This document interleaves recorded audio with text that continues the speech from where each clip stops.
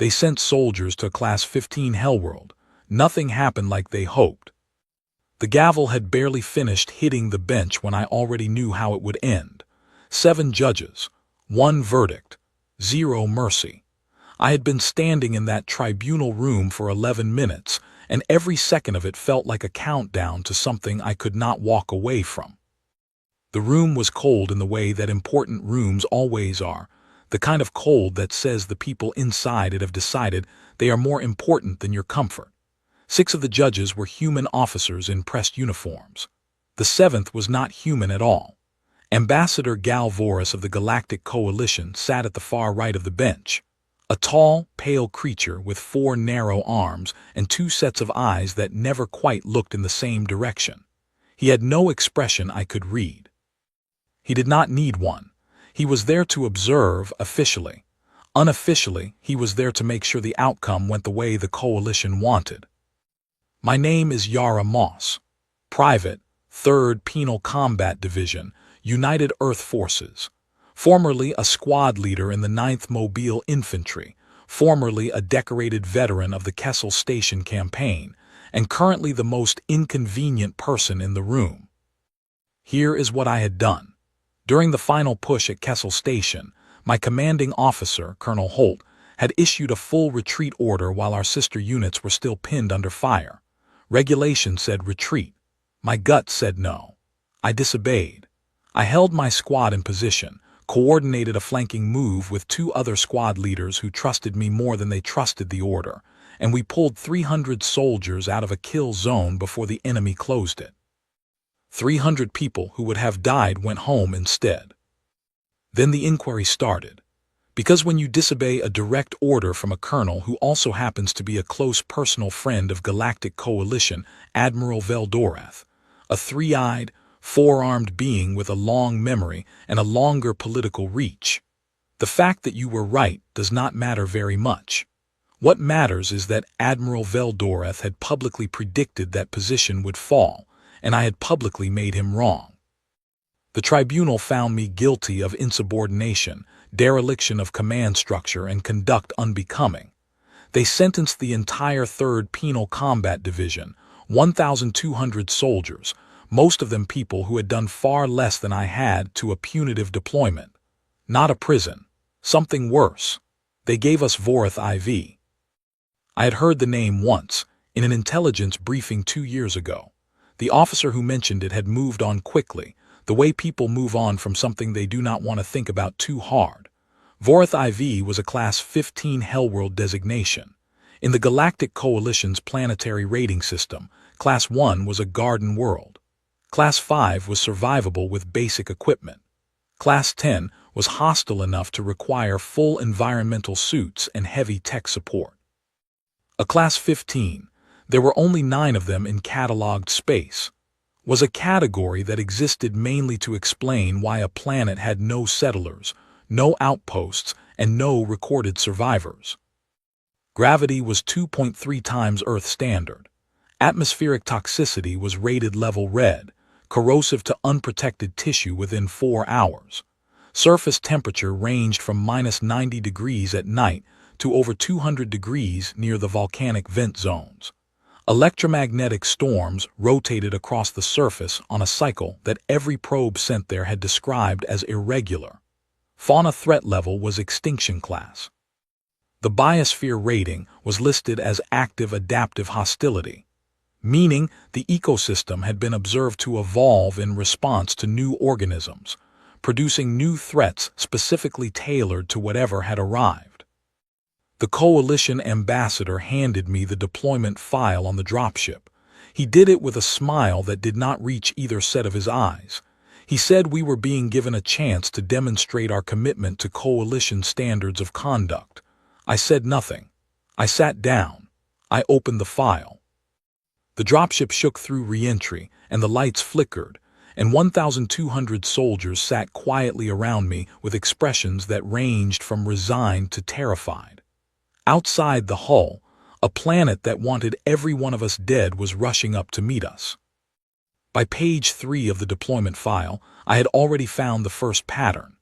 The electromagnetic storm cycle was described as irregular, but the data logs from the 3 unmanned probes that had lasted longer than 6 hours all showed interference spikes at intervals that were not random. Not quite regular, but not random either. I pulled out my field notebook, actual paper, actual pen, both useless to enemy jammers, and started writing. Our captain, Owen Grant, dropped into the seat beside me. He was a lean, sharp-faced man in his late 30s with the kind of calm that came not from confidence, but from having already accepted bad situations. He glanced at my notes and raised one eyebrow. "We haven't landed yet," he said. "I know," I said. He looked at the file in my hands. He looked at the notebook. He looked at me. "What are you finding?" he said. I showed him page 3. I showed him the pattern I had marked in the margins. He was quiet for a long moment. Then he took out his own pen. "What else?" he said. That was the beginning of everything.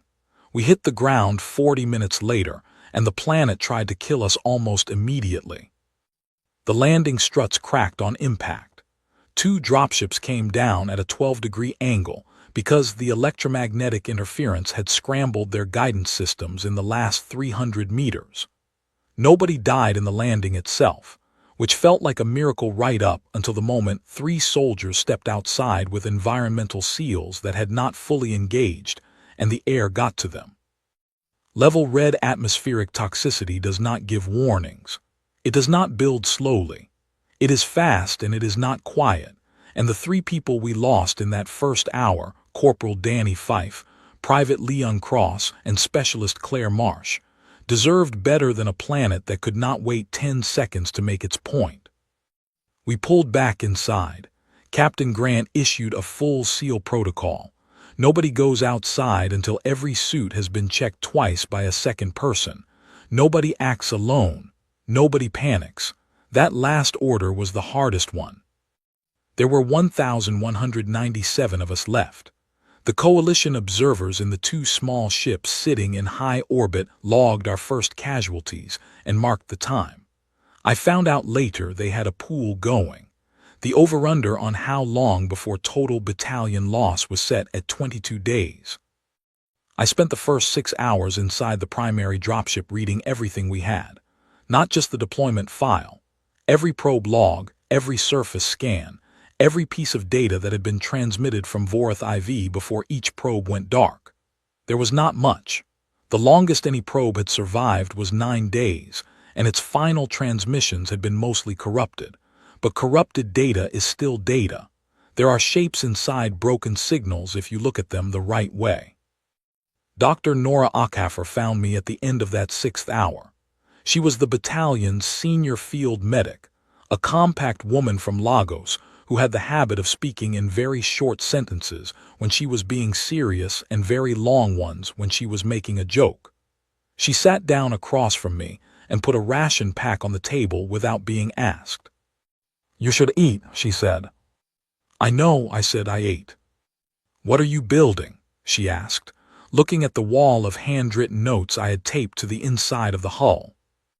"A map," I said, "not of the surface, of the patterns." She looked at it for a long time. She pointed at one section.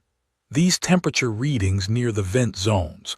They drop at night, but they stay above livable range for about a 12-meter band around certain vent clusters. That could be shelter." I had not noticed that. I added it to the notes. That is how Nora and I started working. She saw biology and environment. I saw timing and movement. Together we started building a picture of Vorath IV that was not just a list of threats but a kind of calendar. When to move, where to go, what to avoid, and when. Owen came to us on day 3 with Corporal Finn Adler, who had grown up on a farm in rural Wales and had the particular skill set of someone who had spent years working land that did not want to cooperate. Finn could look at soil and tell you things about it that no instrument would bother to measure. He pressed his fingers into the ground outside the ship, in full suit, seals checked twice, and told us the dirt near the magnetite outcroppings was structurally different, denser, more compacted, like something had been avoiding that ground for a long time. "The fauna," I said. They do not like the magnetic interference, Finn said. Makes their navigation go sideways, probably. These deposits are natural predator repellents. We mapped every magnetite cluster within 2 kilometers. Then we extended our perimeter to connect them. By day 7, we were sleeping in rotating shifts, 4 hours on and 4 hours off, with 2 people always watching the perimeter. The electromagnetic storms came on an 11-hour rhythm that nobody had documented before because nobody had lived long enough to write it down. We wrote it down. We planned every outside movement around it. We had 11 hours between each storm window to work, gather, build, and get back under cover. By day 14, Nora had synthesized a mineral compound from local soil. She called it patch mix. That, when added to standard ration packs, was offsetting the worst effects of the atmospheric microexposure occurring even through filtered suit seals. The air was getting in microscopic amounts. Our bodies were reacting. She was getting ahead of the reaction before it could compound. Soldier Adrian Cole found the water. He was 23, had joined the penal division because of a disciplinary charge he had always maintained was unfair, and had the kind of relentless curiosity that drives some people into science and others into serious trouble. He figured out that the atmospheric condensation near the vent zones, where the toxic air mixed with a neutralizing gas the vents produced as a byproduct, created a moisture band. Collected and run through a basic filter system, it was not clean water, but it was much closer to clean water than anything else on the planet. He built the first collection trap from dropship water recycling components in 18 hours. On day 19, we saw the creature for the first time. It came out of the rocky highlands to the east, moving on 6 thick limbs with a low, rolling gait that covered ground faster than it looked like it should. It was approximately 9 meters long, with a hide that seemed to absorb light rather than reflect it, and 2 sets of eyes, 1 pair for standard vision, 1 pair, we realized later, for heat detection. It circled our perimeter for 45 minutes. It did not come inside the magnetite line. Finn named it Gerald. That is a ridiculous name for that creature, Owen said. It looks like a Gerald, Finn said. I had an uncle named Gerald. He had the same energy. Gerald came back on day 21 and sat outside the perimeter for 2 hours. Then it left. On day 28, it came close enough that 2 soldiers raised their weapons. I told them to hold. It has not come in, I said. It keeps coming back, but it has not come in. It is figuring us out. Let it figure us out. They thought I was being unreasonably calm. Maybe I was. But Gerald never came inside the perimeter, not in 6 months on that planet. By week 4, the soldiers on watch had started keeping a separate log entry for each of Gerald's visits, noting the time, duration, and direction of approach. It gave them something to focus on besides fear, which was exactly the point. By day 40, we had mapped 42 square kilometers of surface. By day 50, the first crude structure was standing, not a dropship, not a prefab unit, but something we had built from volcanic stone, magnetite-reinforced walls, and a sealant compound Nora had developed from local mineral resin. It held heat from the vent below it. Its walls disrupted heat signatures enough to make the fauna's detection unreliable. We called it Building 1. Naming it something grand felt like tempting the planet. Building 1 was fine. The coalition observers in orbit ran their numbers on day 60. Expected casualties for that timeline on a Class 15 designation, based on every historical data point they had, ranged from 60 to 90% of deployed personnel. Their models had been built on decades of probe data and coalition biological assessments. They were considered very accurate. Our actual casualties were 31. Out of 1,197, we had 1,166 alive and functional on day 60. Their models had not accounted for Finn reading the soil. They had not accounted for Adrian's collection traps or the 11-hour storm calendar or the magnetite perimeter. They had not accounted for any of it because they had assumed we would react to the planet the way everything else did by trying to endure it until it won. We were not enduring it. We were learning it. The difference, it turned out, was everything. On day 94, we built a greenhouse. It was Corporal Pete Nwachukwu's idea.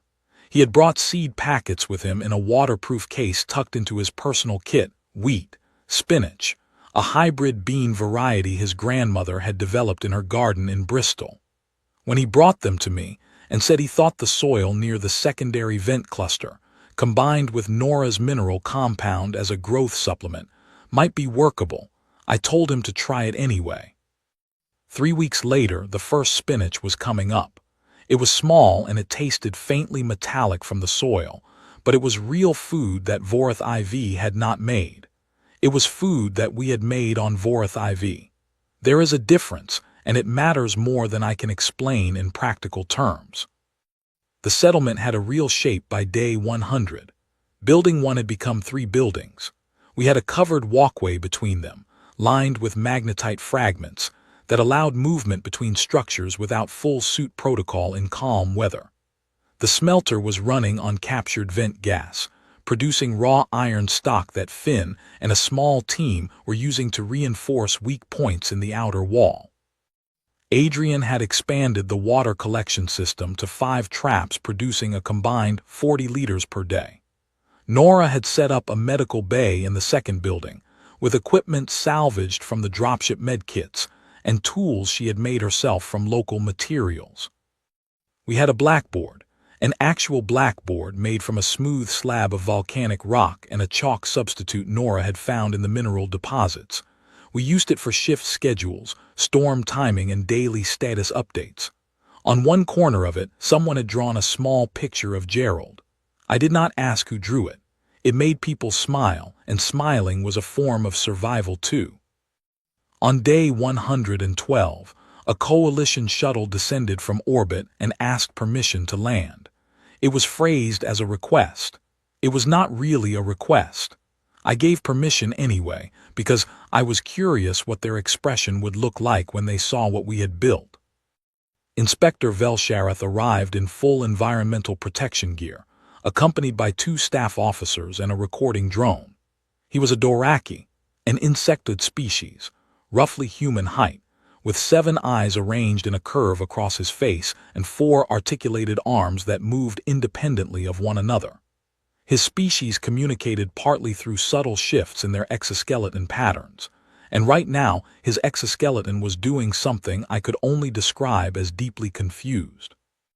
He had expected to find desperate survivors huddled in damaged dropships, running low on everything, slowly losing ground to the planet.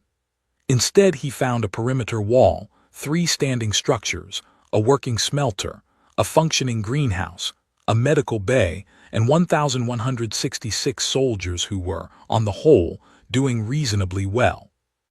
I gave him the full tour. I showed him the water collection traps and the storm calendar on the blackboard and the magnetite perimeter markers. I showed him Building 2, which we had repurposed as a combined workshop and common room, where 4 soldiers were currently playing cards at a salvaged table while 2 others worked on repairing a suit seal at the workbench. Velshareth stood in the doorway and watched them for a long moment without speaking. "This is where the recreation happens," I told him. He made a sound I did not have a translation for. I took him to the greenhouse last. Pete was in there, kneeling beside the spinach rows, working on the irrigation channel. He looked up when we came in, nodded at me, gave the inspector a brief look, and went back to work. "Your soldiers are growing food," Velshareth said. It was not a question. It sounded more like a piece of information he was trying to fit into a space where it did not quite belong. "We are," I said. "On a Class 15 world." "Yes." He was quiet for several seconds. Then he said, "How many casualties?" 31 total, I said, since arrival. He stood very still. His 7 eyes moved in a slow rotation that I had learned, over the last hour, meant he was recalculating something. That evening, he filed his report. I did not see it then, but one of his staff officers was not as careful with a personal data device as he should have been, and I had a soldier named Cal Briggs who had grown up breaking into secure networks for fun before the military gave him a more structured outlet for that particular talent. Cal read me the key lines while Vel-Sharath's shuttle was still warming up. The inspector had written, "The deployed personnel are not surviving. They are conducting what I can only describe as systematic and enthusiastic colonization. Recommend immediate Coalition Security Council review." I sat with that for a while. Then I told Owen, who sat with it for a while too. "Enthusiastic colonization," he said finally. "That is what he wrote." Owen looked at the blackboard. He looked at the picture of Gerald. He looked at Pete across the room adding notes to his planting schedule. "That seems about right," Owen said. But Vel-Sharath's report was the first crack in a wall the Coalition had built to keep themselves comfortable. The supply shuttle that had been scheduled to deliver basic humanitarian provisions, a token gesture meant to look like care without actually providing it, was quietly canceled. The 2 observer ships in orbit were replaced by 3, then 4. They were not just watching anymore. They were measuring. Nora came to me on day 130 with something that changed everything we thought we understood about what was happening to us. She had been running weekly blood panels on the entire battalion since day 1. She laid 2 comparison panels on the table, day 1 and day 130, and pointed at the immune response markers without saying a word. Our bodies had encountered the airborne microbes of Vorith IV every day for 4 months and had not surrendered to them. They had studied them. Human immune systems, Nora explained with the controlled excitement of someone making a discovery they had not expected, are not passive. They are aggressive. They learn. They build. What the planet had been sending at us every day had not been killing us. It had been training us. "We are developing genuine resistance," she said. "Not full immunity, that would take longer, but meaningful, functional resistance. Our bodies are incorporating information from this biosphere and building responses to it in real time." "What does that mean practically?" I asked. "It means," she said, "that in another 60 to 90 days a standard filtered mask may be sufficient for regular surface exposure. Not in storm conditions, not near the vent cores, but in normal conditions." I thought about the deployment file and the way it described atmospheric toxicity as a primary termination factor. I thought about the observer ships closing their orbit. "Do not put this in any external transmission," I told her. She understood immediately. If the Coalition learned that we were not just surviving the planet's biology but actively adapting to it, becoming resistant to it, the calculation of the situation would change entirely. We were already more difficult to quietly remove than they had expected. An adapted, entrenched, resistant human settlement on a Class 15 world was a different problem entirely. A permanent one.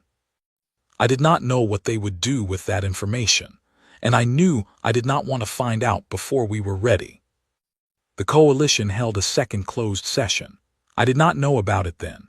What I did not know but would find out later in a way that changed everything was that 2 proposals had been on the table.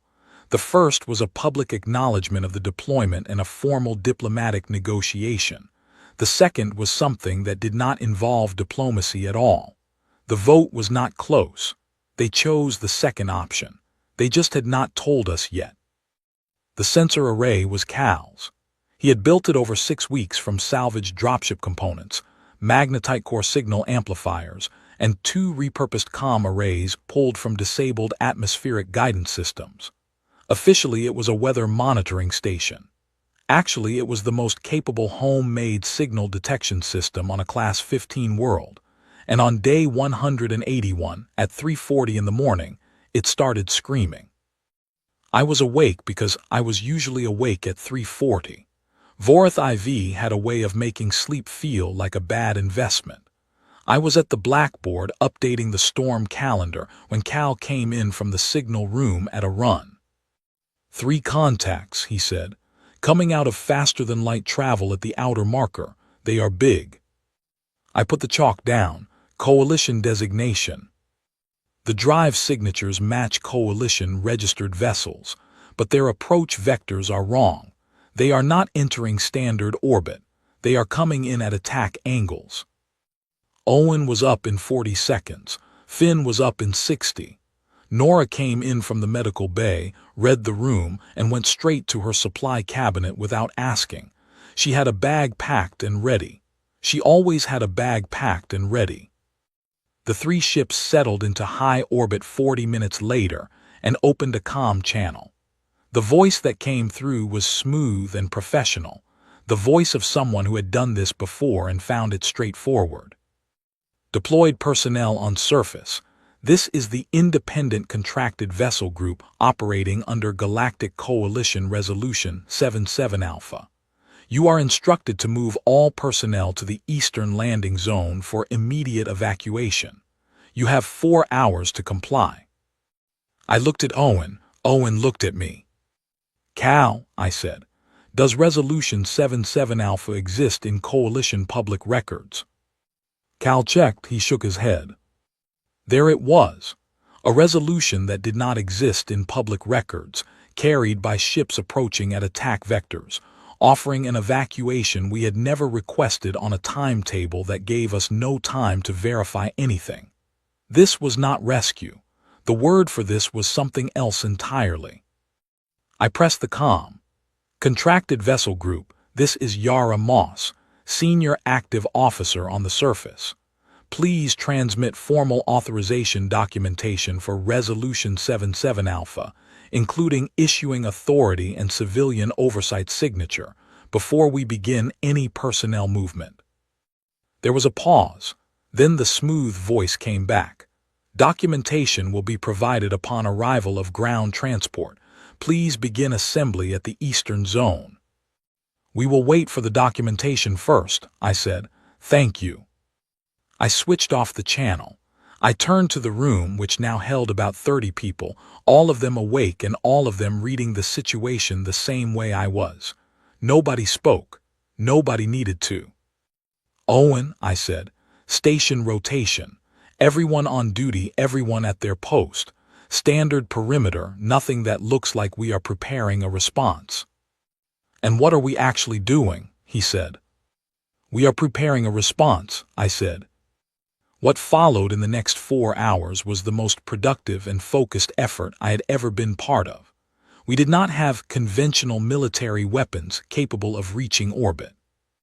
What we had were the defensive systems we had built to protect the settlement from Vorath IV's megafauna. A captured orbital supply cache from a Coalition emergency relief shipment on day 40 that we had never officially logged as received. 2 fully intact dropship engines that had never been remounted, and Adrian Cole, who at this point had been improvising mechanical solutions on a toxic Hellworld for 6 months, and had the confidence of someone who had long since stopped being surprised by what was possible. Vent pressure cannon, Adrian said, pulling up his design schematics. We built it for the fauna. Effective range is currently 200 meters. If I reconfigure the compression chamber and redirect from the secondary vent intake, I can triple that, maybe more. That will not reach orbit, Owen said. Not for direct fire, Adrian said. But the vent network has 3 surface outlets in a 2-kilometer radius.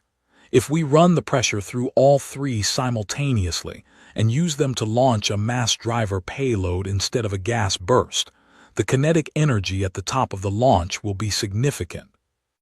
How significant? I asked. He told me the number. Owen made a sound. You can build that in 4 hours, I said. I can build it in 3, Adrian said. If Cal helps with the calibration and Pete stops asking questions while I am working. Pete, who had not been in the room, appeared in the doorway at that moment. I ask good questions, he said. Go build it, I said. The magnetite pulse emitters were Finn's domain. He had been expanding and refining them for months, originally to extend the fauna deterrence range. Now he reconfigured the outermost ring of emitters to broadcast in a directional cone upward, aimed at the approach vectors Cal had logged. The pulse would not damage a ship's hull, but it would play complete chaos with any targeting and guidance systems that had not been hardened specifically against Vorath IV's electromagnetic interference patterns. And why would those systems be hardened for this world? Nobody lived on Vorath IV. Nobody had ever needed to plan for an entrenched settlement fighting back, because nobody was supposed to be alive here long enough to try. The railgun was the thing that surprised even me. 2 weeks earlier, Owen had come to me with a quiet, slightly embarrassed expression and said that a small team had been working on something unauthorized in a back section of Building 3. I had told him I did not want to know what it was until it was finished, and that if anyone got hurt building it, I was going to be very unhappy with all of them. Now Owen brought me to the back of Building 3, where a device had been assembled along the length of the main corridor using the main landing strut from one of the disabled dropships, magnetic accelerator coils stripped from the 2 unmounted engines, and a power coupling that made me nervous just to look at. "Does it work?" I said. "We tested it at low power," Owen said. "It works." "How much of the settlement does it destroy if the coupling fails?" "Some of it," he said, "not all of it." "Aim it at the middle contact," I said. At hour 3, the contracted fleet came back on the channel. The smooth, professional tone had developed a sharper edge. "Deployed personnel, your compliance window is closing. Ground transport will arrive at your location in 60 minutes. Any resistance will be treated as hostile action under Coalition Resolution 77 Alpha." "We are still waiting on that documentation," I said. The channel closed. Cal, watching the orbital sensor feed, spoke quietly. "The lead ship is charging forward weapon systems." Nobody ran. Nobody froze. 6 months on Vorath IV had produced a specific kind of person, and that kind of person does not run and does not freeze. They adjust. "Power up the pulse emitters," I said. "Adrian, are you ready?" Adrian's voice came back from the vent system, slightly breathless. 3 minutes. "You have 2, I said. 2.5, he said. The lead ship fired. Not at the settlement, a warning shot, impacting the highland ridge 2 kilometers to the north. The ground shook. Dust rolled off the magnetite wall. Finn, outside on perimeter patrol, looked at the impact point, looked at the sky, and keyed his radio. "They missed," he said. "They meant to miss," Cal said. "It is a warning." "Noted," I said. "Adrian." "Ready," he said. "Finn, pulse emitters." The magnetite field went up in a directional cone, and even from inside the building the air felt different. A low hum that sat in the back of the teeth, not painful but deeply unpleasant. Up in orbit, the lead ship's targeting and guidance systems hit Vorath IV's amplified magnetic interference at a range and intensity they had never been calibrated for. The vent cannon fired 3 seconds later, all 3 outlets simultaneously, coordinated by a timing mechanism Cal had built from a salvaged flight computer. The mass driver payload, dense magnetite slugs weighted and shaped by Finn to aerodynamic specifications he had calculated by hand, left the surface at a velocity that cracked the air. The railgun fired at the same moment. The magnetic coils along the landing strut, accelerating a composite projectile in a flat arc that Owen had spent 2 days calculating for atmospheric compensation. Neither hit was precise. Neither needed to be. The lead ship's guidance was scrambled by the pulse emitters, its maneuvering systems firing irregular correction bursts that pushed it sideways into the edge of the mass driver spread. The kinetic impact was not catastrophic, but it was significant. Hull breach in the aft section. Propulsion damage. The ship dropped to a lower orbit, listing badly. The railgun round struck the underside of the second ship as it was banking to bring weapons to bear. Drive system failure, partial. The ship held position but was no longer maneuvering at full capacity. The third ship did not wait to see what came next. It jumped to faster-than-light travel without a second transmission, leaving its contracted partners behind without a word. The lead ship broadcast a cease signal 20 minutes later, engines cold, weapons powered down. Owen looked at me. They surrendered. They are asking for negotiation, I said. Get the boarding team ready. We went up in one of the functional dropships, 20 soldiers moving through zero-gravity corridors that still had emergency lighting blinking orange. The crew of the contracted vessel was 12 people. They were professional, disciplined, and completely unprepared for the reality of soldiers who had spent 6 months being trained by a Class 15 world. There was no confrontation. There was a standoff that lasted 4 minutes, and then there was a very orderly surrender. Cal went straight for the databank core. He pulled it in 40 minutes. Every file, every transmission, every encrypted order, and the encryption was Coalition Standard Grade 3, which Cal had been breaking for practice since day 90. The sealed Coalition Security Council session notes were in there. The cleanup authorization was in there. The vote record was in there. The original deployment order with the full approval chain and every name that had signed it was in there. Every single thing they had tried to make disappear was sitting in a salvaged data drive, orbiting a Class 15 world that was supposed to have solved their problem for them months ago. I sat in the captured ship's command chair and held the drive. Send a transmission to Earth Command, I said. Unencrypted, tell them to stand by. Owen looked at the drive in my hands. He looked at me. How much trouble is this going to cause? He said. Enormous, I said. He nodded slowly, the way he nodded when something was hard and necessary, and there was no other path forward. Good, he said. I did not write a careful broadcast. There was no script, no prepared statement, no diplomatic framing. I sat in the command chair of a captured vessel in low orbit above Vorith IV, with Cal running the transmission beside me, and I talked. I told them everything from the beginning, the tribunal, the deployment order, the Class 15 designation and what it meant, the first 3 people we lost before the suit sealed, the 31 names in the casualty log read aloud one by one with rank and home city, the 11-hour storm calendar, the magnetite perimeter, Gerald, the spinach, Building 1, Nora's blood panels showing immune adaptation that a coalition-designed death sentence had not accounted for, Vel Sharath's report. The closed sessions, the cleanup order, the vote. Cal played the audio from the captured databanks.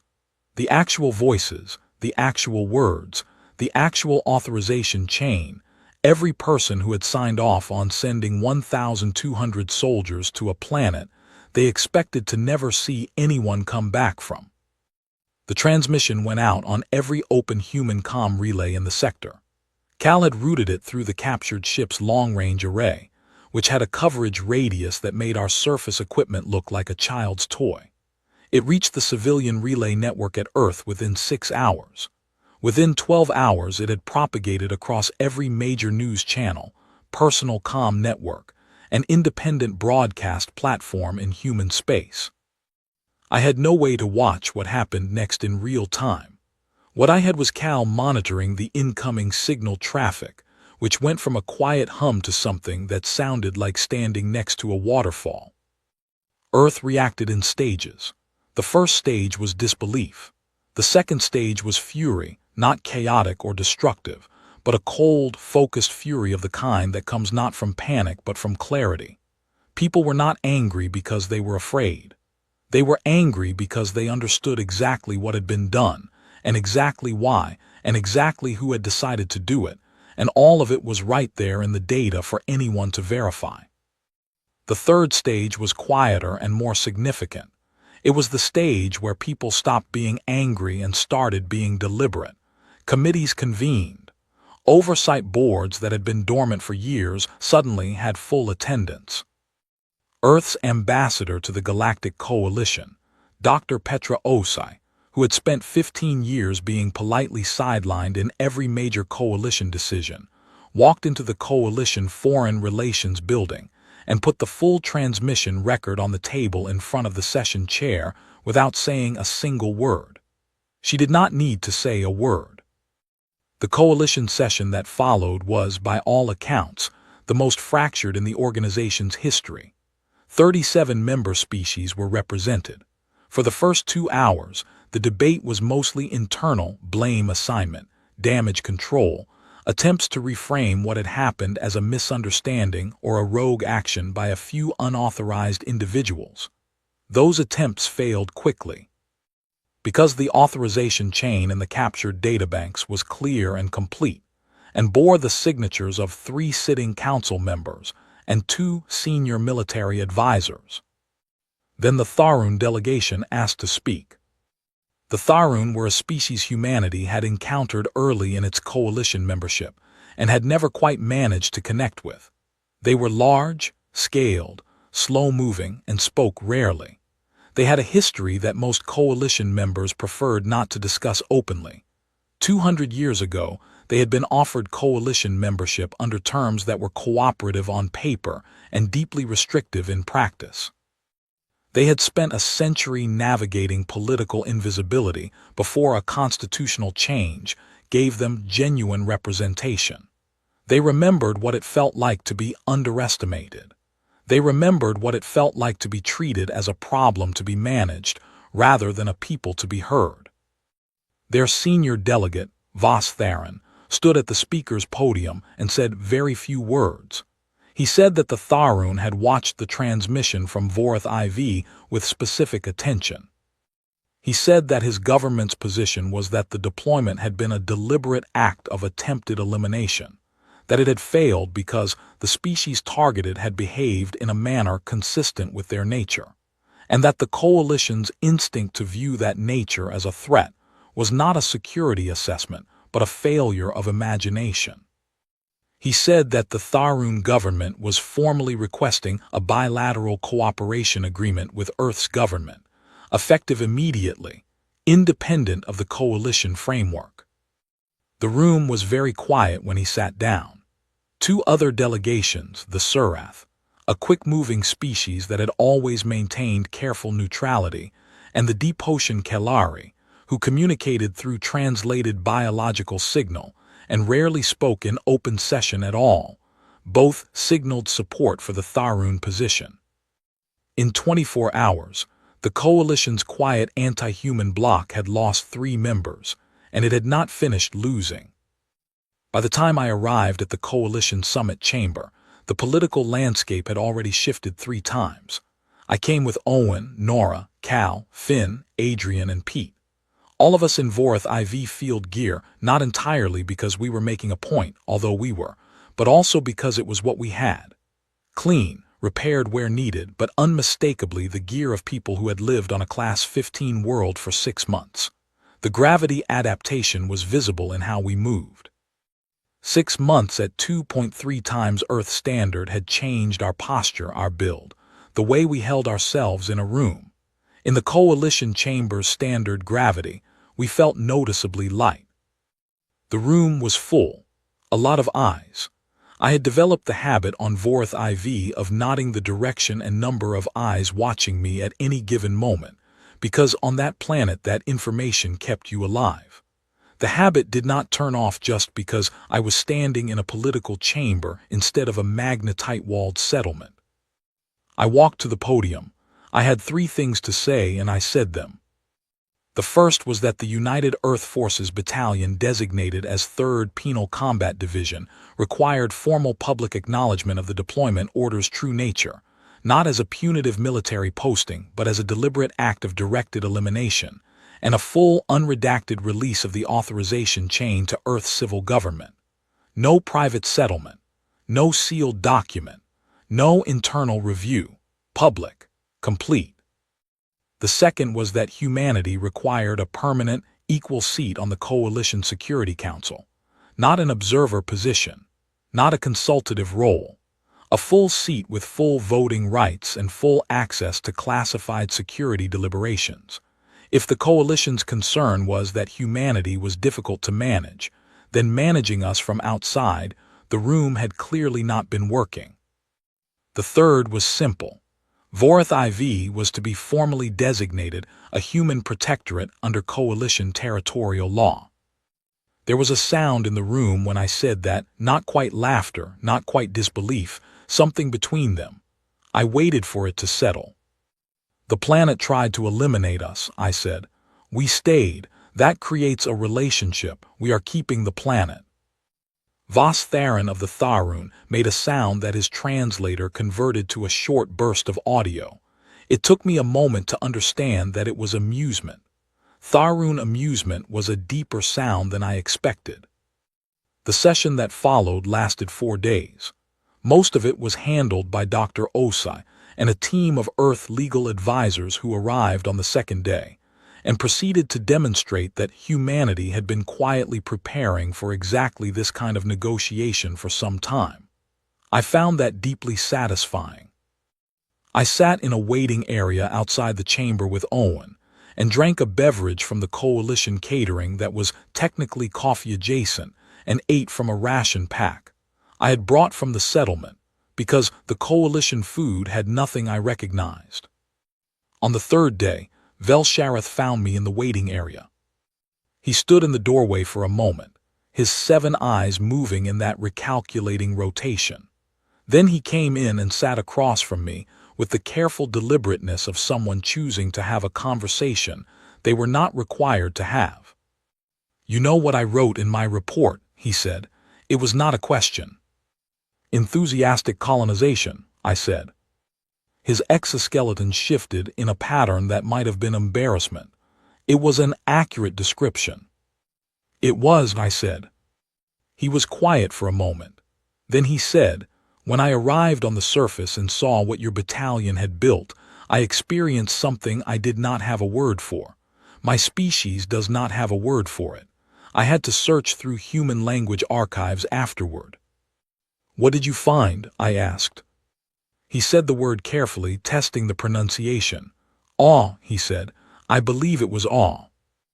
I thought about building one and the blackboard and the picture of Gerald and Pete's spinach growing in volcanic soil, and Adrian's vent cannon, firing 3 outlets at once, and the railgun that Owen had quietly let happen in the back of Building 3. "That seems about right," I said. He left without another word. I thought we understood each other for the first time.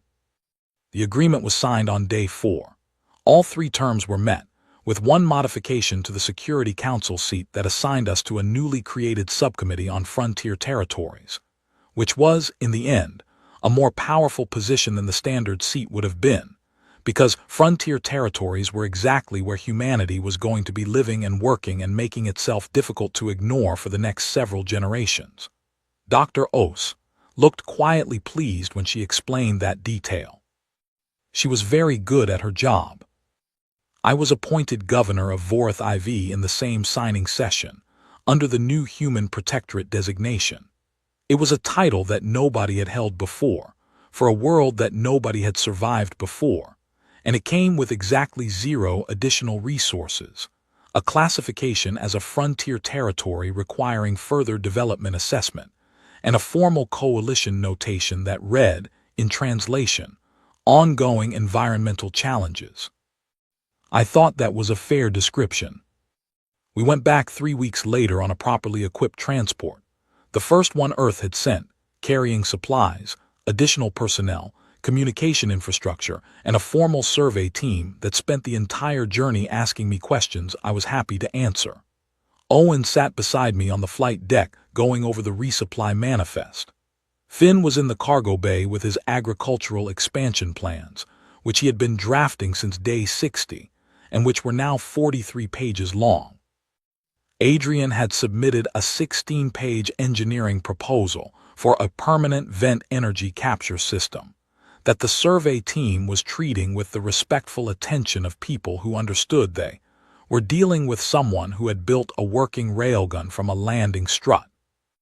Nora had published her findings on human biological adaptation under sustained Class 15 exposure, and the medical community's response had gone from complete disbelief to a very rapid reassessment of long-held assumptions about human biological limits. She had been offered 4 research positions and a university chair. She had declined all of them and was in the cargo bay finishing a follow-up paper. Cal was designing the next version of the sensor array and had already given it a name. He called it Station 1. We came in at dawn. Vorith IV's dawn was a specific kind of event. The sky moved through 7 distinct color shifts as the star rose above the eastern ridgeline, from a deep bruised purple through amber, and then a yellow-white that was too bright to look at directly. The volcanic vent plumes caught the light and turned orange along the horizon. It was, genuinely and without any sentimentality, beautiful. The settlement was visible from the air. 3 buildings had become 7. The perimeter wall stretched nearly a full kilometer of magnetite-reinforced barrier. The greenhouse had a second module. The smelter was running. Along the northern edge of the perimeter, a small group of soldiers on morning watch were standing at the wall. And just outside it, at the border of the magnetite line, Gerald was there. He had grown. 6 months had added visible mass to his frame, and his 6 limbs were settled in that low, patient stance I knew well, the one he used when he was not threatening anything, just present. The soldiers on watch were not raising weapons. One of them had her arms folded, watching him the way you watch something you have come to understand. Another had a notebook and was writing something down. The transport settled onto the landing pad. Adrian's team had poured from smelted iron and volcanic aggregate on day 160. The ramp came down. I walked out first. The air hit me immediately, the filtered, faintly metallic air of Vorith IV, carrying the trace of vent gas and something mineral and deep that I had come to associate with early morning on this specific, impossible planet. I was wearing a standard filtered mask. Not a full suit seal, just a mask. The soldiers at the northern wall saw me, and there was a sound, not a cheer exactly, more a collective exhale of something that had been held in for a while. Finn walked past me down the ramp with his agricultural plans under his arm and went directly toward the greenhouse without stopping. Owen stood beside me, looking out at the settlement. "Governor," he said, trying the word out. "Do not," I said. He smiled. He had been smiling more in the past 3 weeks than in the 2 years I had known him before Vorith IV. I walked to the northern wall. Gerald watched me approach. He did not move. I stood at the magnetite line and we looked at each other for a long moment. This enormous 6-limbed creature who had first circled our perimeter on day 19 and kept coming back, who had in some manner that defied easy explanation become a part of what this settlement was. I took a ration bar from my pocket and held it out. He ate it. The soldier with the notebook wrote something down. I glanced over and saw she had headed the page with Gerald's name and below it 2 words, Resident, Year 2. I walked back to Building 1 and put my bag down and looked at the blackboard. New information had been added since I left. Storm calendar updates. Water trap output increases from the 5th station. Pete's second crop report. A smelter maintenance schedule, and Cal's Station 1 signal coverage map spreading out from the settlement in a radius 3 times the size of the original array. In the corner, the drawing of Gerald was still there. Someone had added a careful detail beneath it that had not been there when I left. Below the picture, in small neat letters, the name and then a second line reading Resident, Year 1. I thought about the tribunal room. I thought about the cold and the gavel and the ambassador's smile that did not reach either set of his eyes. I thought about the deployment file handed over like a document that already knew its own ending. They had sent us to a Class 15 Hellworld.